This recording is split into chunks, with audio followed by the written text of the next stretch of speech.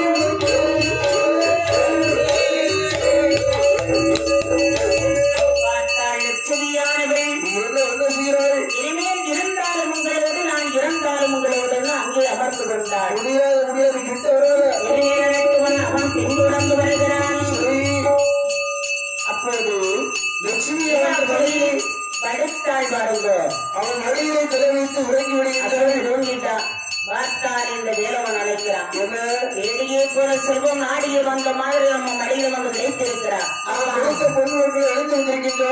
அப்படின்னா இவரை கொண்டால் அனைத்து நம்மை சாரும் என்று இரவு மனையை குதித்தான். தலையெடுத்து வைத்தான். ஆள் பார்ப்பாங்கள் பார்ப்பான்.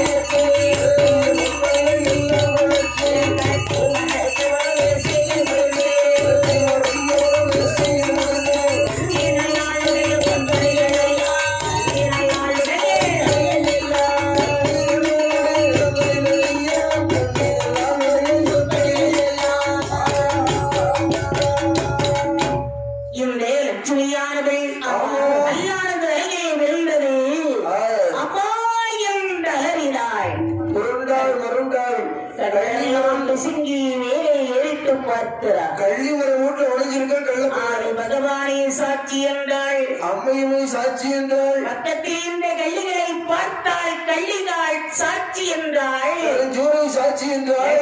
உயிரானது விழுந்தது. ஐயோ பாவம். போயிற்று. சரி. லட்சுமி இறந்தார்.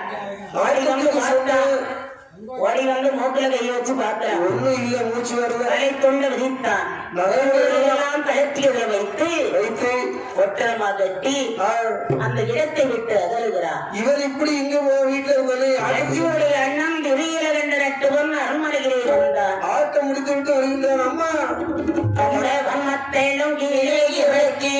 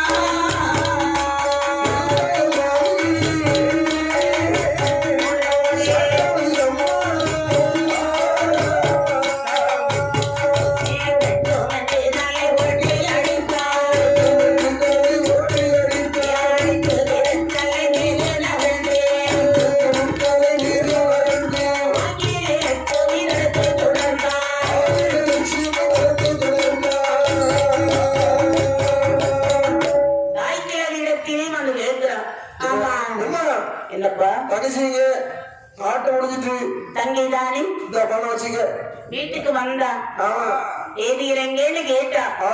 வேதியில பத்தி பேசுறீங்க மக்களே. சரி. நீ சாப்பிட்டது தூங்குன்னு சொன்னேன். போனவன் பின்னாடி போயிட்டா மோனே. தங்கச்சி சின்ன பிள்ளைமா, அவளுக்கு விவரம் தெரியாது. வாயில கை விட்டாலும் கடிக்க தெரியாது. போட்டும் இட்லி சுட்டு வச்சிருக்கிறேன்டா, நீ வெந்நீர் போட்டு வச்சிருக்கிறேன். மக்களே எனக்கு பள்ளி போடுவான்னு நான் இருந்தேன். நான் தங்கச்சி கூட்டு வரேம்மா. தங்கச்சி கூட்டிட்டு வர்றீங்க? ஆமா.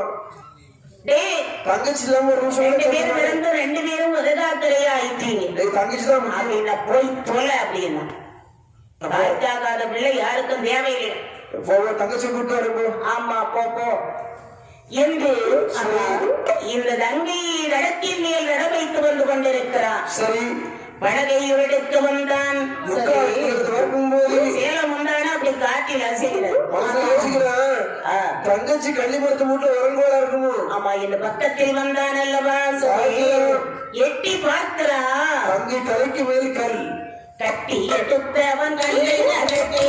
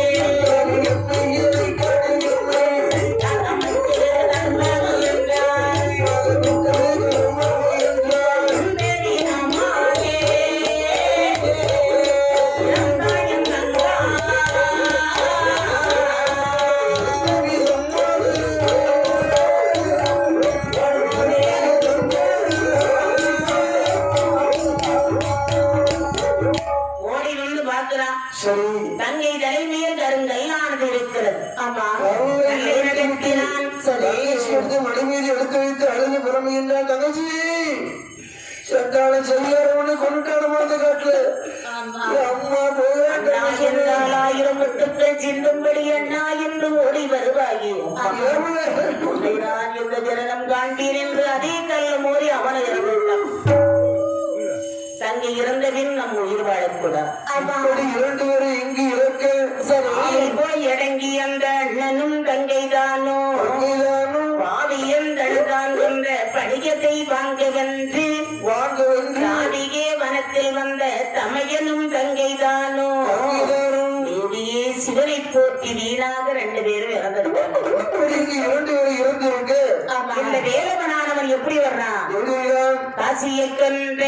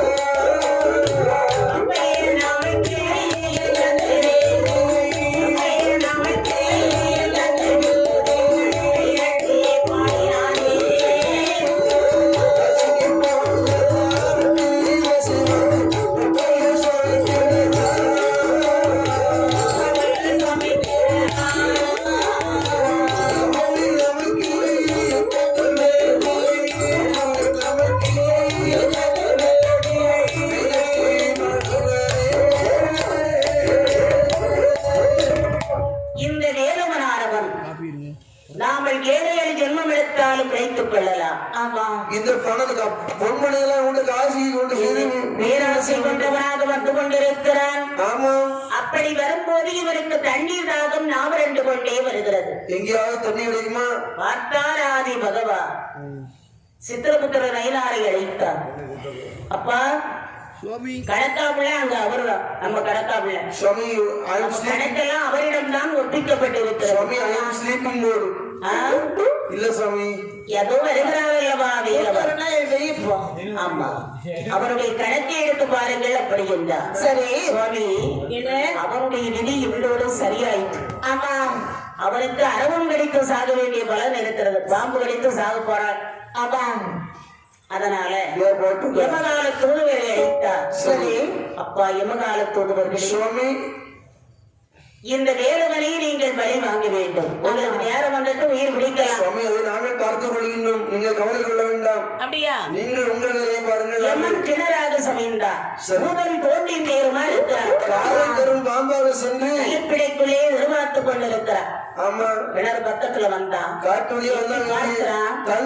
தண்ணீர் நிரம்ப இருக்குது. தோண்டி கைகளுக்கு தோண்டி இருக்கு. ஆமா ஆமா, தோண்டி இருக்கு. இப்பதான் தோண்டி இருக்கா? இது தோண்டின தண்ணீரை கோருவதற்கான ஒரு பூஜா. ஆமா ஆமா, தோண்டி நேரமா இருக்குது. அந்த பொட்டணத்தை கிளச்சின் மதிலே வைத்தார். தோண்டி எடுத்து கிளச்சொல்லு போட்டு ஒரு 8 எடுத்தால இந்த கல்லானது நகர்ந்தது. சரி, அருவம் எடுத்து அம்மா என்ற கையை எடுத்தார். அந்த பொட்டணம் கிணற்றினுள் விழுந்தது. இவன் அருகில் விழுந்தார். மனசுக்குள்ள யோசிக்கிறான், ஒரு குழியோடியை கொண்டு வந்து பொட்டணத்தை எடுக்க வேண்டும். இறந்து விட்டார். அதுக்குள்ளயா? ஆமா, லட்சுமியின் இருமையில் நட்டுவன் வேலவன். உங்க வீருடைய உயிரும் எங்கே வருகிறது பாருங்கள். கையில் மோப்பேற்றும் மாதவே சென்று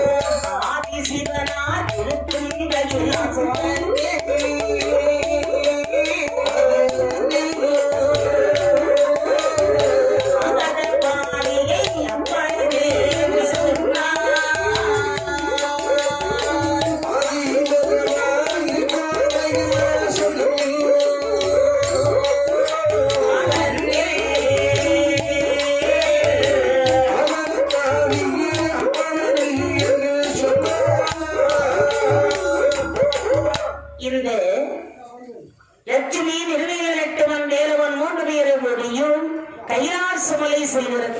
அப்போ பார்த்தார் பகவானேப்பா கொலைகாரப்பாவி. எனக்கு ஒரு சந்தேகம். என்ன? அப்போ அந்த உயிர்ல உடம்பை விட்டு உயிர் பிரிந்து விட்டது என்று சொன்னால் அப்ப அந்த உயிர் எங்கேயாவது போதும் போதா? எங்கேயாவது போகத்தான் போகுது. எல்லாருக்கும் போகலாம். உயிர் ஒரு இடமும் போகாது. அதாவது என்னை விட்டு போயிடும். மேல போனா ஒண்ணு சொர்க்கத்துக்கு போகும், இல்லைன்னா நரகத்துக்கு போகும், இல்லைன்னா மோகினி பெயில அலையும். நம்ம எல்லாம் இறந்தா இடவழியும் கடவழியும் தான் தம்பி. ஆமா கை கொடுமா? ஆமா உனக்கு ரெண்டும் இல்ல, இடவழியா தான் நம்ம அலைய வேண்டிய கடமை. சரி, போகும்போது பொருளாகணும். ஆமா, அதாவது யாருமே நம்முடைய வாழ்க்கை குறுகிய வாழ்க்கை. எப்போ வாழ்க்கை யாருடைய வாழ்க்கை எப்ப முடியுது தெரியாது. இந்த லட்சுமியின் திருநாட்டுவனும் இருக்கின்றார்கள். ஆமா அப்பா லட்சுமி, என்ன உனக்கு என்ன வேண்டும்? ஐயா, நான் ஒரு பாவி. அதை இருக்கின்றாலே சண்டாளன் சதிகாரன் சுவாமி. அந்த சண்டாளன் சதிகாரனை உண்மையாக காதலித்து அவனை திருமணம் முடிக்க வேண்டும் என்று சொல்லி ஆசையாக சென்றேன். என்னுடைய தலை மீது கல்லை எடுத்து போட்டு கொண்டு விட்டான் சண்டாளன் சதிகாரன். இது இருக்கின்றானே, இவன் தான் என்னுடைய அண்ணன் திருக்கண்ட ரெட்டவன். சரி, அண்ணனும் நான் இறந்த கல்லிலேயும் ஒரு எவரும் இறந்து விட்டார். ஆமா பகவானே, நாள் கொண்ட இவனை என் கையினால் பழி வாங்க வேண்டும். ஆமா, நாங்கள் 2 பேரும் இப்போது அண்ணனும் தந்தையுமாக பிறந்திருக்கிறோம். சரி, இனி பிறக்கும் இரவிகளே சரி ஒரே கர்ப்பத்தில் எங்கள் 2 பேரையும் அவதாரம் செய்யுங்கள். கவலைப்படாதம்மா, நான் இரவிகளே பகவானே, என்னை கல்லினால் கொண்ட இவரை என் கையினால் பழி வாங்க வேண்டும். நீ மனிதனாக பிறந்திருந்தாலும் வேறு ஒரு ஆடவன் மீது ஆசைப்படாமல் ஒரே ஒரு ஆடவனை ஆசைப்பட்ட காரணத்தினாலே, அவன் உன்னை ஏமாற்றிய காரணத்தினாலே என்னை கேட்கின்றாயோ அத்தனையும் உனக்கு வரமாக கொடுக்கின்றேன்.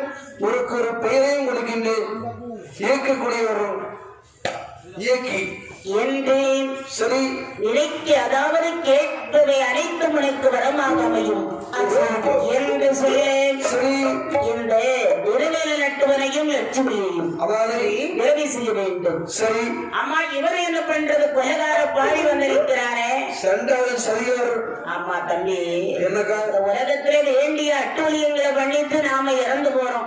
ஆமா, இறந்தாலும் இதுக்கு தண்டனை அங்க மேலோகத்துல உண்டு. ஏன்னா இந்த உலகத்துல யாரு அட்டூழியம் பண்றவனா வந்தா 80 வயசு 90 வயசு 100 வயசு வரைக்கும் இருக்கான். இருந்தாலும் சீக்கிரம் ஏறான். தண்டனையை நிச்சயமாக உனக்கு கொண்டு இவனை விடக்கூடாது. செத்தாலும் உனக்கு தண்டனை.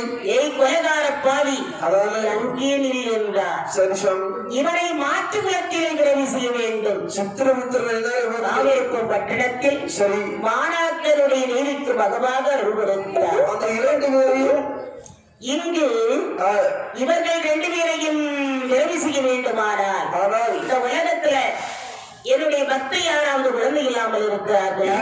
சுவாமி, யாரும் சோழ நாட்டிலே செம்பியரும் திருத்தேவியும் குழந்தை இல்லாமல் ரொம்ப கவலைப்பட்டு வராங்க. வேண்டிய தான தர்மங்கள் எல்லாம் செய்து வருகின்றார். தானங்கள் தர்மங்கள் உங்களை வணங்குகின்றார்கள். அன்னதானம் சொன்னதானம் அப்படின்னா அவங்களுக்கே இவங்க 2 பேரையும் பிள்ளையா கொடுத்துடலாம். சரி சரி, நல்ல பார்க்கும் போது அந்த நாள் ஒரு சோழன் பெரிய செய்யாம் அடிவளத்தை ஒரு சோழன் ஒரு நாள்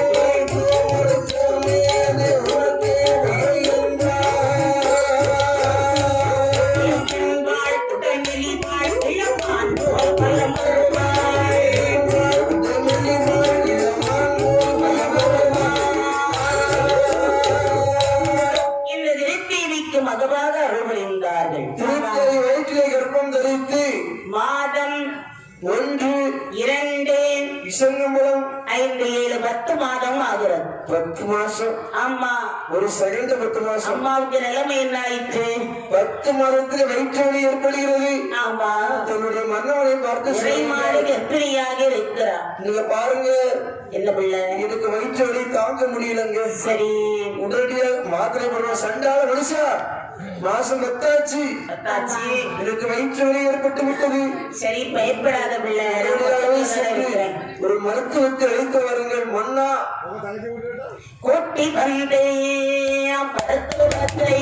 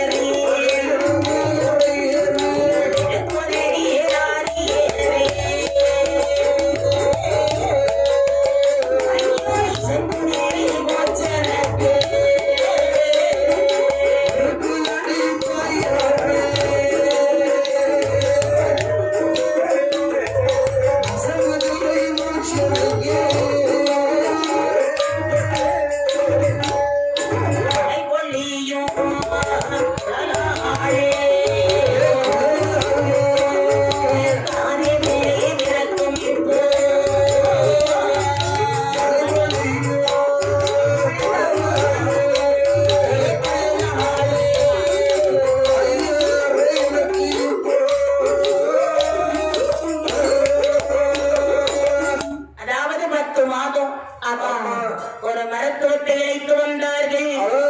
மருத்துவ பக்கத்துல அமர்ந்திருக்க, சரி எம்மாதிரி தீவி அம்மா என்னால முடியலம்மா, இப்படிதான்மா இருக்கும் எம்மா, என்ன கவலைப்படாத, உடனடியா எனக்கு மருத்துவம் வருமா என்னதும் செடிகள் எல்லாம் ஏந்திய சாதனங்கள் எல்லாம் கொண்டு வைத்தார்கள். சரி, எண்ணெய் ஓதி வைத்திட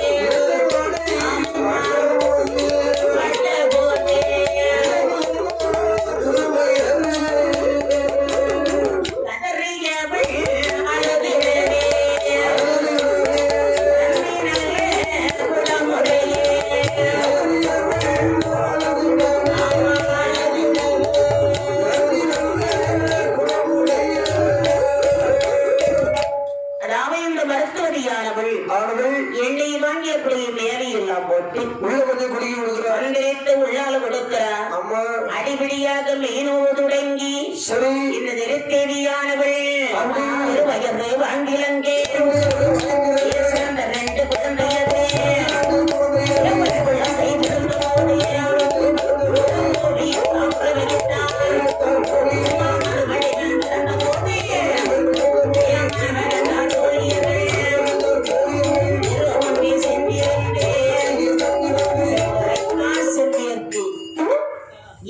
குழந்தைகள் பிறந்தது. முதலாக ஒரு பெண், ஆண் குழந்தை. முன்பிறந்தால் நீலராஜன், பின்பிறந்தாள் அம்மை இசக்கி அம்மா. என் தாயாகிய நீலி அம்மை வந்து காலமா குழந்தை இல்லாம இருந்தவங்களுக்கு சரி ஒரு ஆண் குழந்தை, ஒரு பெண் குழந்தை. மற்றற்ற மகிழ்ச்சி கொள்கின்றார் இந்த சோழராஜன். இந்த செய்தியை மன்னனிடம் போய் சொன்னார்கள். உடனே பிறந்த குலத்தின் பலாபலனை பார்க்க வேண்டும் என்று சொன்னா, உங்களுக்கு 2 குழந்தைங்க பிறந்திருக்கிறாங்க. அறிஞ்சாட்சி ஏற்கனவே ஒரு ஜோதிஷியை அந்ததும் சோசியனை வரவழைத்து கிரக பலாபலனை இணைத்து சொல்லுகிறார். மண்டபா, வணக்கம் அவங்க வணக்கம்லாம் இருக்கட்டும், வச்சுக்க ஜாதகத்தை மாதிரி எழுத்திருந்த செல்லியம்மன் சென்று நின்று சோதிரிசி சாஸ்திரத்தில் முன்னோலில் முறைப்படியே ஆனம் என்றிரவமழையும் சனிவுதையும் பிறந்த பிள்ளை இனம் என்று இவரைக்கில் இந்த ராட்சியமெல்லாம் முடியும் ஆனது கண்டு உரைத்தேன் அரசு என்றெழுதுள்ளதான். அதெல்லாம் இருக்கட்டும், விளங்க முடிய சொல்லி அப்பா இந்த குழந்தை பிறந்த பலாபலனை பார்க்கும்போது அவ்வளவா நல்லா தெரியல, எல்லாம் இன்பத்திற்கு இடமே இல்லை. ஐயோ யோசியரே, என்ன இப்பட்டுக்கு எது நடந்தாலும் பரவாயில்லை, வாழாத பிள்ளையானாலும் தாயிடத்தில் இறந்து விட்டு போய்விட்டு சென்று வாருங்கள். ஜோதிடனை எழுப்பினாலும் குழந்தைக்கு வேண்டிய பண்படிகள் எல்லாம் அலங்கரித்தார்கள். கொடுத்தருள் புரிந்தேன் அரசர் இளவரசே மரத்தினோடு விடுவாரும் என்றார். விடுவாரும் என்றேன் ஆதியர்களோடு பிள்ளை புகழ்ந்தெழுத்தாரே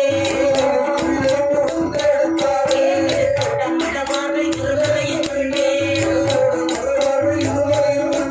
ராஜாவின் மந்தத்துள்ளோடு நின்றாரே கொடுத்தவளை நச்சோடு முங்கே மகாரே வதைத்தோடு முத்தமணி மாறே அடுத்தவளை ரத்தேன சிறப்பழியுடனே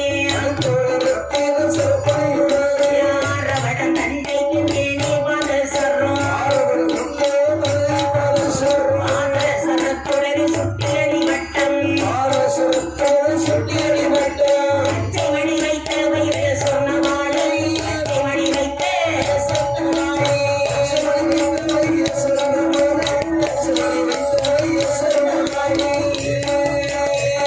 வேண்டிய பண்படிகள் எல்லாம் அலங்கரித்தார்கள். தாதி பெண்களிடம் கொடுக்க தாதியர்கள் வாங்கி இசைக்கியமையும் நீலராஜரையும் தங்க தொற்றில போட்டு தாலாட்டு பாடுகின்றார். எப்படி எப்படி அம்மா ஆரீரேரி ஆராரோ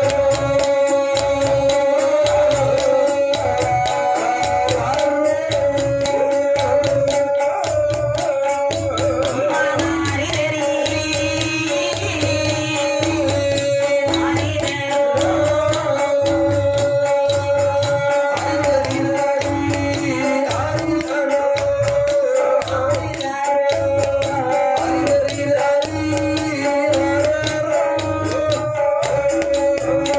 ஆடல் கரீரன் துவலராஜன்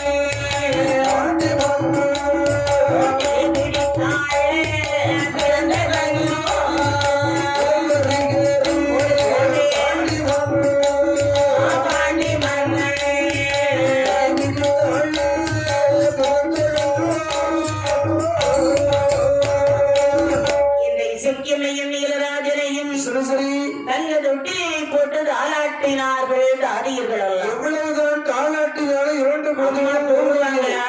உறங்கிய பிறந்திருக்காங்க இரண்டு. ஆமா. அப்படியே கண்ணை தாதியர்களை தூங்க வைக்கிறார். தாளாட்டிய தாதி பெண்கள் உறங்கி விட்டார்கள். ஆமா. அவங்க நல்லா தூங்கிட்டாங்க. தங்கையாகிய நீலியம்மை, அண்ணனாகிய நீலராஜனை அவட்டை மேல ஜம்முன்னு ஏறி உட்கார்ந்தாங்க. உட்கார்ந்து சிலா பேச்சு. அண்ணே தங்கச்சி, எனக்கு ரொம்ப பசியா இருக்குது அண்ணே. தாயிடத்திலே அம்மாவால் அழுகையிரு கூட நிரம்பல. கடை வீதி கொண்டு வரவில்லை. அதனால சரி, நாம வீட்டை விட்டு வெளியே போமா? நல்ல யோசனை. அண்ணே, வீட்டை விட்டு வெளியே போனா நாம எப்படி போகிறது? இந்த ரூபத்தை மாற்ற வேண்டும். ஆமா, அப்படி நமக்குதான் பகவான் வரம் கொடுத்திருக்காங்க அண்ணே. என்ன நினைத்தாலும் நினைத்தவைகள் எல்லாம் வரமாக அமையும் என்று சொல்லி இருக்கிறார். அதனால நாம இந்த சிறு குழந்தையா இருக்கிறோம். இப்போது எப்படி போக முடியும்? இந்த ரூபத்தை முதல்ல மாற்ற வேண்டும். ஒரு எறும்பு போல வேடத்தை கொண்டு சரி எப்படி போனோம் கண்ணை முழிச்சிட்டு உள்ளே எறும்பு போன்ற வேடத்தை கொண்டு எப்படி வருகிறார் பாருங்கள் ஒட்டு நகமணி வாசல்களை ஒட்டு நகமணி வாசல்களை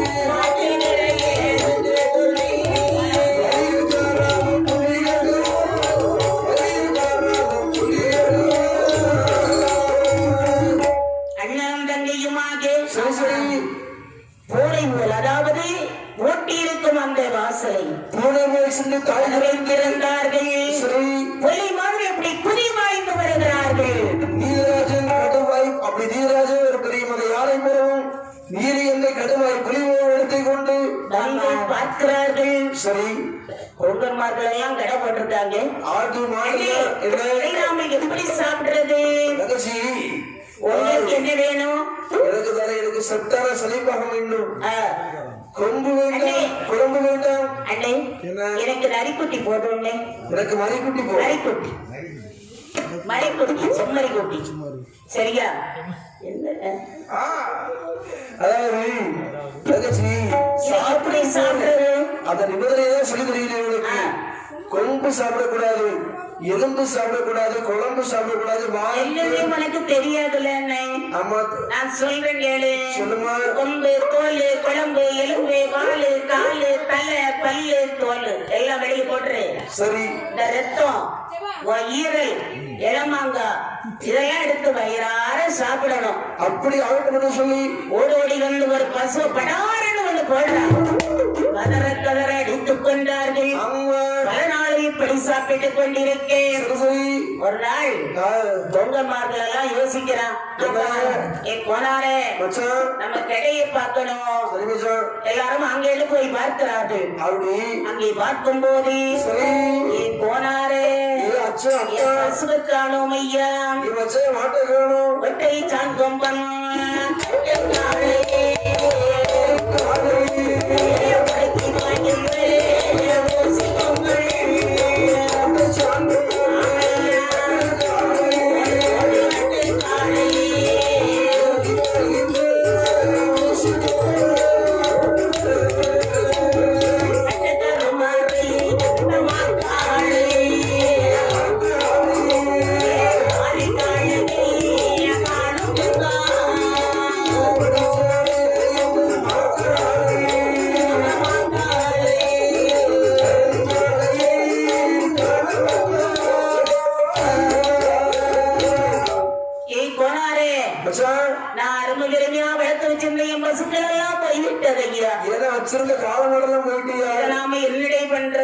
மக்களுக்கு ஒரு குறை என்று சொன்னால் மனதிடத்தில்தான் சொல்ல வேண்டும் என்று கொங்கர்மார்கள் வந்து சேர்ந்தார்கள் யார் யாரெல்லாம் பாருங்கள் முத்துக்கோ அன்முறையை கொண்டு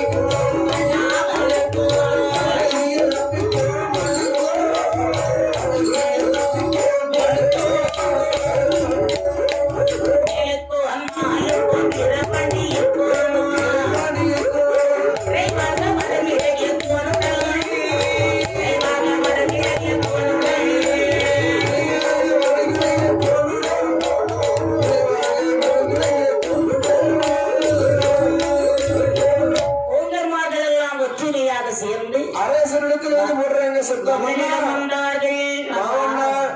என்னப்பா நீங்கள் யாரு? நாங்கெல்லாம் கோங்கன்மார்கள். கொங்கன்மார்களை நான் கூப்பிடவே இல்லையே. முன்னா காட்டு நிலையிலே ஆடு மாடுகளை எல்லாம் நிறை சேர்த்து வைத்திருந்தோம். சரி, அது விசித்திர கிழமா இருக்கு. முன்னா என்ன கொம்பு இருக்கு, குழம்பு இருக்கு, வாது இருக்கு, தோல் இருக்கு, பல்லு இருக்கு. ஆமா, ஆனா ஆட்டக்கடல, மாட்டக்கடல, பன்னியக்கடல, குதிரைக்கடல. சரி, உங்களுக்கு சாப்பாட்டுக்கு ஏதாவது வழி செய்ய வேண்டுமா? நஷ்டீடு வேண்டும். அது மட்டும் கிடையாது, ஆடு மாடுகளை எங்களுக்கு காப்பாற்றி காவல் காக்க வேண்டும். அந்த கலவை பார்க்கும் போது விசித்திரமாகவே இருக்கிறது. சரி, அதனால அந்த கலவை யார் செய்யறாய் என்பதை எங்களுக்கு நீங்க தான் கண்டுபிடித்து சொல்லணும். அப்படி நஷ்டீடு வீடு கேட்கிறாங்க. ஆமா, சரி. பார்த்தார் மாமன்னன் தலையாரியர்களை அழைத்தார். சரி சரி. அப்பா தலையாரியர்களே, இந்த கலவை யார் செய்யறாய் என்பதை 8 நாளைக்குள் நீங்கள் கண்டுபிடித்து சொல்ல வேண்டும். நாங்கள் சொல்லுங்க இல்லாட்டா தலையை எடுத்துவீங்க.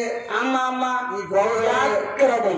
சரி பண்ண என்றதும் தலையாரியர்கள் எல்லாம் ஆமா இந்த கோங்கன்மார்களுக்கெல்லாம் மன்னன் வீட்டிலே கொஞ்சம் பொருட்களை கொடுத்தார்.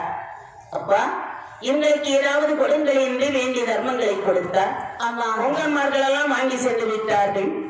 இந்த தலையாரிமார்கள் எல்லாம் சபையில் காவல் காக்க தொடங்கினார்கள். ஆமா, அப்படி இருக்கே காத்திருப்பதறியாமல்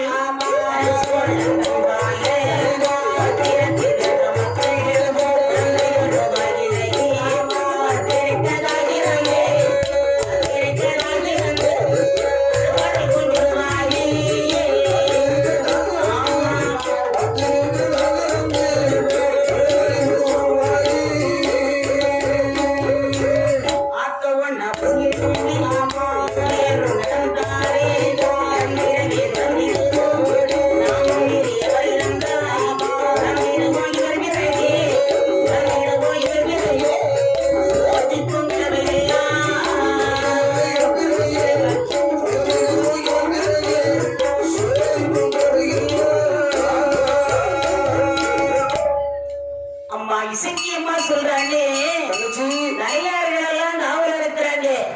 நாம இன்றும் அந்த காட்டுக்கு போனோம். அவருடைய கையில் அகப்பட வேண்டும். ஆமா, நாம் எதற்காக மன்னனிடம் சொல்லுவார்கள்.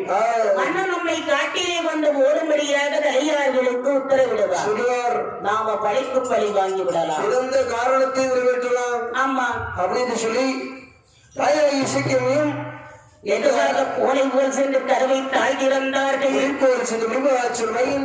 அப்படி வந்து கொண்டே இருக்கிறார். பார்த்தார் தலையாரிமார்களானே, தம்பி நான் பாருடா, கலவு வேற எங்கேயும் இல்ல, நீ என்னோட தூங்கிட்டே இருக்கிறா, தூங்க முடிஞ்சு நேற்று ராத்திரிலாம் வேலை வரங்கல்ல அப்படின்னா வீட்டுல இருந்து தொலைய வேண்டியதால என்னடா செய்ய சம்பளம் இல்ல. என்ன அந்த பாருடா, சிறுகுழந்த மாதிரி வந்துச்சு. ஆமா, அது போல வர்றாங்க. எங்க இருந்து வந்து பாத்தியா? மன்னனுடைய பிள்ளைகளே தான். பெரிய வீட்டு சமாச்சாரம் நேரடியா போய் சொல்லலாமா? தலையை எடுத்துருவாரு. பெரிய வீட்டுல ஒரு சமாச்சாரம் நடந்துடுச்சுன்னா ஆமா, அதை அமையடக்கமா வைப்பாங்க. சின்ன வீட்டுல நம்ம மாதிரி ஏழை வீட்டுல ஒரு சமாச்சாரம் நடந்துடுச்சுன்னா அதுக்கு பொட்டு வச்சு இருந்து அதுக்கு மூக்கு வச்சு காலையில சந்தி வர போயிடும். பல்லு வச்சு முடி போட்டுருவாங்க. அமையடக்கமாக இருக்கின்றார்கள். இந்த செய்தி கொஞ்சம் கொஞ்சமாக மன்னன் அறிகிறார்.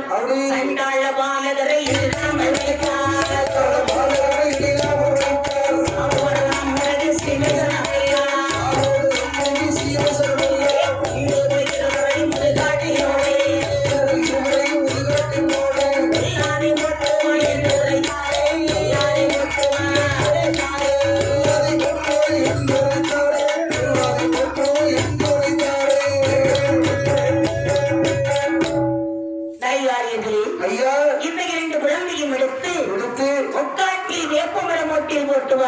அப்படி ஆகட்டும் ஐயா, போட்டு தொடங்கின்றோம். மன்னன் வார்த்தைக்கு மறு வார்த்தை உண்டுமா? அதாவது மல்லிகை குழந்தையும் எடுத்தார்கள். சரி, பலகையும் எடுத்த முக்காட்டிலே வேப்பமரம் ஒன்றை போட்டாங்க. சரி, போட்டு திரும்பி பார்க்கல வந்துட்டாங்க. கொஞ்சம் தூரம் வந்து திரும்பி பார்க்கிறா, சிறு குழந்தையா இருந்தவங்க எப்படி இருக்கிறாங்க? அதை யானை போல் கெடுவர் புலிப்போர் அப்படியே சம்பராமணிக்கு மாடா ஓடலான்னு பெற்றவங்களுக்கு எப்படி இருக்கும்? அர்த்தமா இருக்கும். 40 நாள் கூட ஆகல. ஆமா, அந்த குழியை கூட காட்டுல போட்டு எப்படி இருக்கும்? கவலை அடைகின்றார்கள். இப்படி பாருங்கள் என்னவர்கள் தான் இருக்கிறானே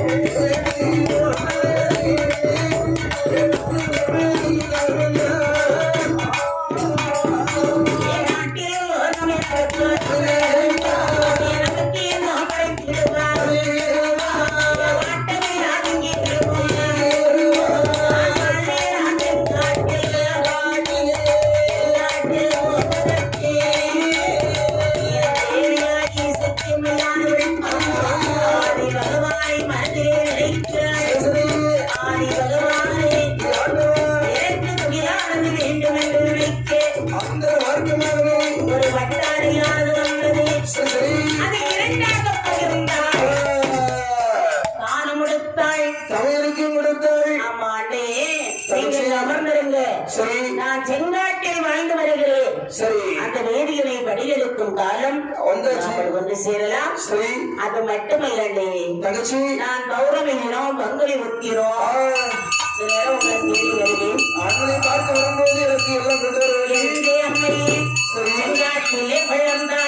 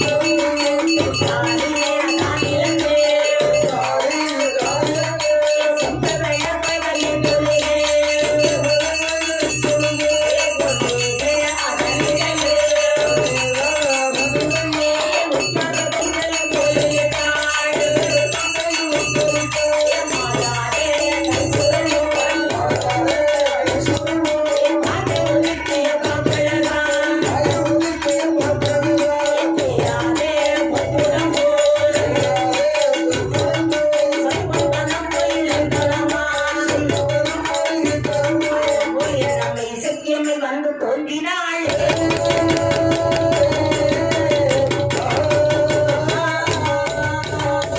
எதிர் வந்த செட்டியை கண்டு சக்தி மாறமாடுமே